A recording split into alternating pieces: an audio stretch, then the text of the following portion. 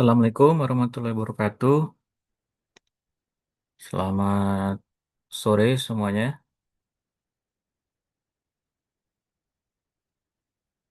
Assalamualaikum warahmatullahi wabarakatuh, Bang.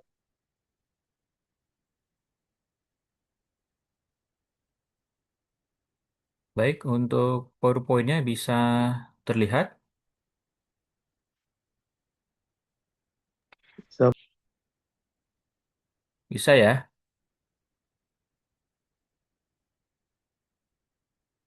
Baik, untuk pertemuan kita ya, pada ketiga ini tentu kita akan mereview sedikit pertemuan sebelumnya, di mana pertemuan sebelumnya itu pembahasan tentang sistem pembangkit ya, sistem pembangkit listrik yang terdiri dari tiga bagian utama ya, tiga bagian utama sumber energi, ada sistem penggerak, turbin atau mesin dan juga generator. Di mana energi listrik yang dihasilkan itu bisa disalurkan ya melalui sistem transmisi dan didistribusikan serta dapat dimanfaatkan oleh konsumen. Pada pertemuan ini ya, pembahasan kita tentang konsep dasar dari pembangkit listrik tenaga uap, prinsip kerja PLTU, klasifikasi PLTU berdasarkan sistem pembakaran ya. Capaian dari perkuliahan ini bagaimana mahasiswa mampu dapat menjelaskan konsep dasar dan prinsip kerja PLTU, kemudian mampu mengklasifikasikan jenis PLTU berdasarkan sistem sistem mengklasifikasikan PLTU berdasarkan dari sisi sistem pembakaran, kemudian berdasarkan tekanan dan juga temperatur uap. Kemudian mahasiswa juga dapat mampu mengidentifikasi komponen utama PLTU serta mampu menjelaskan keunggulan dan juga keterbatasan PLTU. Untuk daftar pustakanya ya, pada perkuliahan ini ada di halaman 4 ya, kalian bisa baca nantinya untuk referensinya, di mana PLTU, pembangkit listrik tenaga uap ya,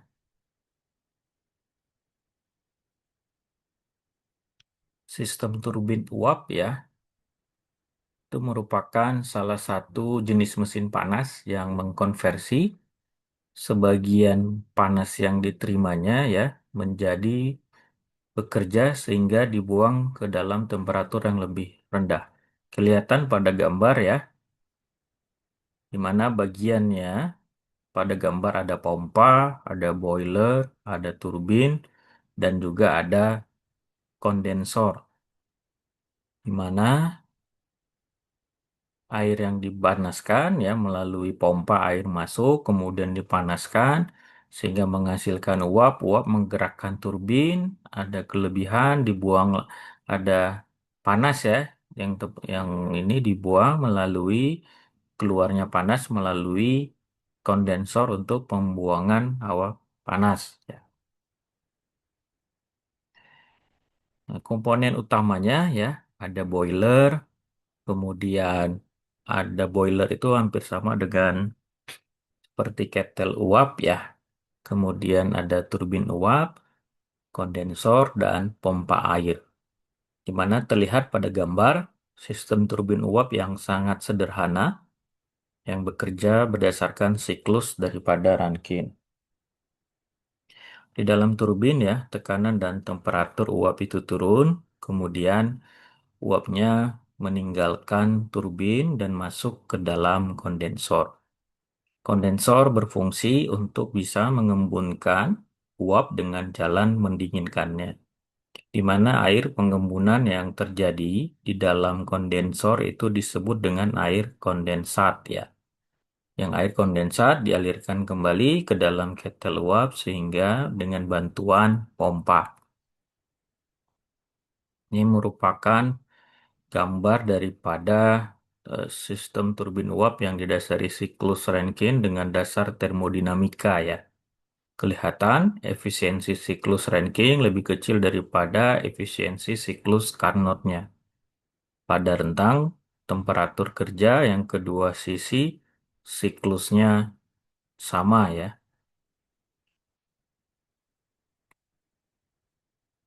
Di mana untuk siklus Rankine itu 1B2341, untuk siklus Carnot 1A B2341. Untuk peningkatan efisiensi pada sistem turbin uap, peningkatan tekanan ya, uap masuk turbin, peningkatan temperatur uap masuk turbin, kemudian adanya penurunan tekanan keluar daripada turbin. Ini diaki- mengakibatkan adanya penurunan temperatur kondensasinya ya, dan juga adanya pemanasan air umpan boilernya. Kelihatan demikian ini ada gambar siklus ranking yang sederhana dari poin satu masuk ke boiler, mengarah ke turbin, turbin ada yang bekerja, turbin bergerak menghasilkan masuk ke kondensor, kemudian ada cooling water pendingin dan seterusnya untuk siklusnya. Dan bagaimana kita bisa menentukan ya, menentukan efisiensi sebuah sistem turbin uap dengan kondisi aliran. Contohnya, misalnya uap masuk turbin, saturated steamnya P2 itu sama dengan 2000 kVA. kVA, kemudian uap masuk kondensor 4P3 sama dengan 7,5 kVA, air keluar kondensor, air jenuhnya P4 7,5 kVA, air masuk boilernya P1-nya sama dengan 2000 kVA. Siklus untuk ranking ya terlihat pada gambar di mana siklus yang ideal dari suatu sistem turbin uap sederhana menggunakan siklus ranking ya. Pada gambar ada T kurang S dan A kurang S seperti gambar yang di atas ya, seperti gambar. Kemudian garis KK dinamai dari garis cair di mana pada dan sebelah kiri garis ada fluida yang ada dalam fasa cair. Sedangkan garis kakak dinamai garis uap jenuh ya, di mana pada dan sebelah kanan tersebut ada dalam fasa uap ya. Perhitungan contoh ya, dimulai dengan kita melakukan penentuan nilai H, S di setiap titik. Karena titik 2 uap jenuh P2 2000, T2-nya 2,4 derajat Celcius, H2-nya diketahui, S2. Nah, ini adalah apabila kita mau melakukan suatu perhitungan untuk menentukan nilai H dan S ya.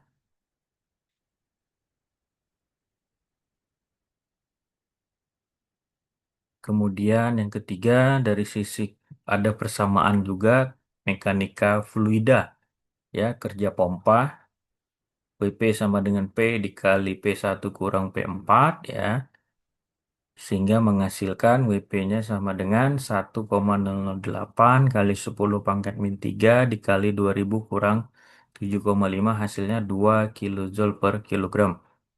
Titik satunya cairan dinginnya ditentukan daripada neraca energi proses pemompaan ya. 4 kurang 1.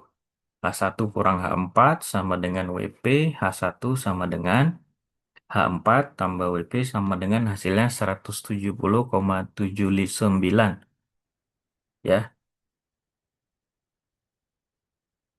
Kemudian kita juga bisa untuk melakukan perhitungan kerja dan panasnya.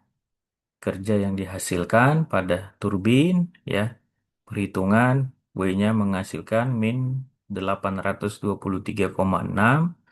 kerja daripada netonya di mana kerja hasil ekspansi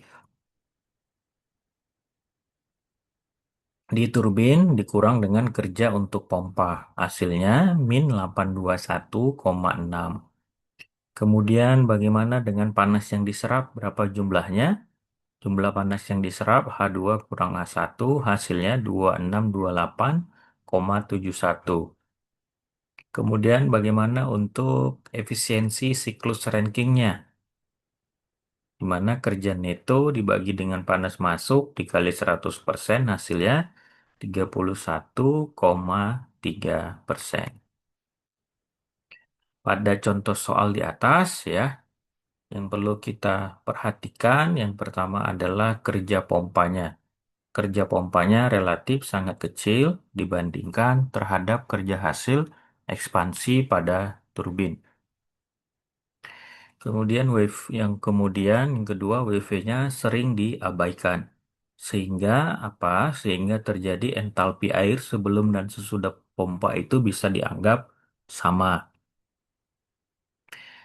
Ketiga, efisiensi siklus ya dipengaruhi oleh kondisi uap di titik masuk turbin dan kondisi uap keluar turbin. Keempat, jumlah cairan dalam uap ya keluar turbin itu tergantung spesifikasi turbinnya masing-masing ya.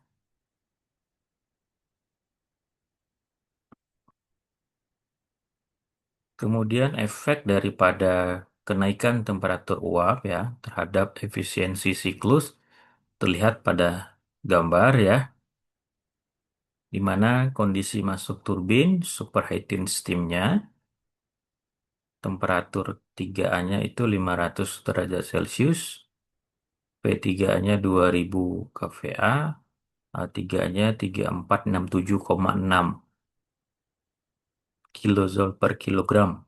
S3A 7,4317 kilojoule per kilogram kali K, di mana kita bisa melihat kondisi 4A ya untuk menghitung dari sisi cair jenuh dan uap jenuh didapat angka perhitungannya untuk cair jenuh 168,79 sedangkan uap jenuhnya 2574,8 ya. Kondisi pada satu dan 2 ini untuk mencari yang nomor 2-nya sama dengan sebelumnya. Kemudian kita bisa untuk mencari W-nya juga ya. Sama tinggal masukkan angka dan rumus sehingga kalian bisa berhitung. Didapatlah kesimpulan ya. Pada temperatur masuk turbinnya dasarnya itu 212,4, kenaikan temperaturnya 500. Untuk kerja netonya dasarnya 821,6, kenaikan temperaturnya 1147,8, selisihnya 39,7%. Panas masuk ya 2628,71 dengan kenaikan temperatur 3296,8, selisihnya 25,4%. Kemudian efisiensi siklus ya dasarnya 31,3 dengan kenaikan temperatur 34,8, selisihnya 11,2%. Efek daripada kenaikan tekanan uap terhadap efisiensi siklus, ini gambarnya ya, bisa dibaca kembali. Kemudian kondisi pada saat untuk perhitungan pada masuk turbin ya, ini angkanya tadi ya, tinggal dimasukin, dapatlah hasilnya ya, untuk kondisi yang keempat ya, kondisi 4. Dan juga dapat diambil suatu kesimpulan ya. Pemanasan air ya, awal air umpan boiler terjadi. Ini merupakan bagan ya, gambar flow chartnya, prosesnya ke turbin masuk ya, ada kondensor, ada kontak heater, boiler, kondensat pump dan juga ada feed water farmnya. Kondisi aliran yang dapat kita ketahui ya untuk dari hasil perhitungan ini ada tabelnya sehingga kita bisa masukkan hasil perhitungan, tinggal dimasukin angkanya ya. Kalian tinggal bisa hitung sehingga dari dapatlah hasil daripada kesimpulan di mana kesimpulannya temperatur masuknya ya bisa dikatakan ada 212 ya. Jadi mana efisiensi siklusnya mencapai 33% ya. Ekspansi pada dalam turbin ya merupakan salah satu bagian dalam siklus rankingnya ya dalam turbin. Misalnya ada steam melewatkan nozzle, kemudian ada momentum steam keluar nozzle ya. Kelompok atas dasar tahapan ekspansi ada turbin impuls ya. Steamnya itu hanya mengalami ekspansi ketika lewat nozzle dan tidak pada sudut geraknya ya. Kemudian ada turbin reaksi, di mana steam diekspansikan bertahap ketika lewat nozzle ya, dan sudut gerak. Kemudian kelompok atas dasar kondisi steam ketika keluar turbin ya, kelihatan dari sisi back pressure turbinnya, ada steam keluar masuk bertekanan relatif tinggi. Turbin ini banyak digunakan pada pabrik kimia. Kemudian ada condensing turbine. Ini banyak digunakan pada pembangkit listrik ya. Kemudian ada induction turbine. Ini digunakan pada cogeneration ya. Adapun rugi-rugi internal pada turbin, entalpi sistem yang mungkin dikonversi ya. Kemudian dari sisi entalpi sistem yang bertoleransi nyata menjadi suatu kerja. Ada rugi-rugi juga terjadi pada internal turbin. Rugi-rugi di dalam turbin satu tingkat ya. Ada nozzle rehead, kemudian ada blade rehead, ada windage losses, dan juga ada stake rehead ya. Efisiensi pada isentropic ada rumusnya, persamaannya ini H1 kurang H2 bagi H1 dikurang H2, S ya.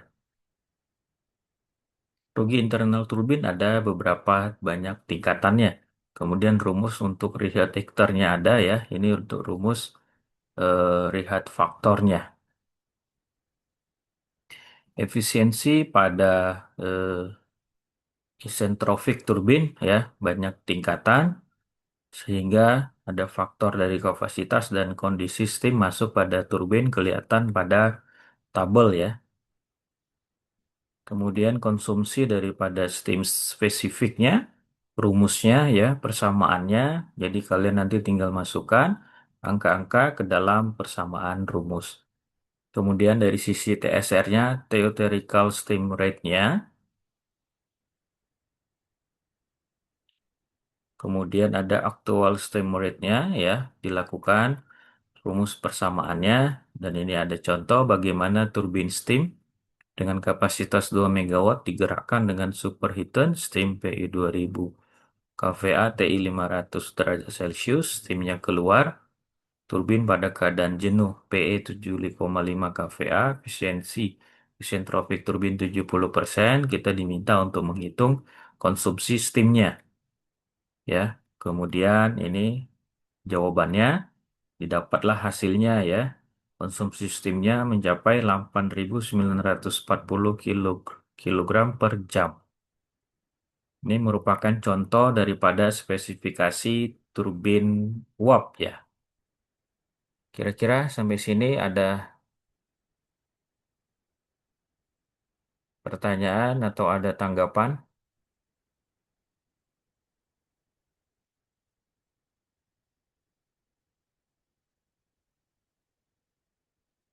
Ada?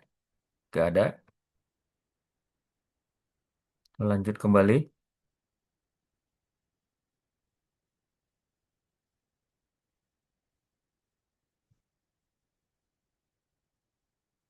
Dan juga bagaimana kita bisa menentukan TSR dan ASR ya pada masing-masing turbin. Kemudian dari sisi eh, konsumsi panas spesifik, dari sisi GHR dan juga NHR-nya, persamaannya tinggal kita hitung, kita masukkan angkanya terkait dari sisi PNHR-nya juga. Kemudian konsumsi daripada panas spesifik ada beberapa faktor ya. Ada NaHR atau PNaHR-nya, tekanan kondensor, temperatur uap masuk turbin, mengaruhi head rate-nya ya. Kemudian tekanannya hilang, efisiensi turbin ya. Ini merupakan contoh efek daripada tekanan kondensor terhadap konsumsi steamnya ya. Perkiraan ya, ini bisa kita hitung ya, bagaimana proses tadi NaHR-nya sehingga dapat hasilnya.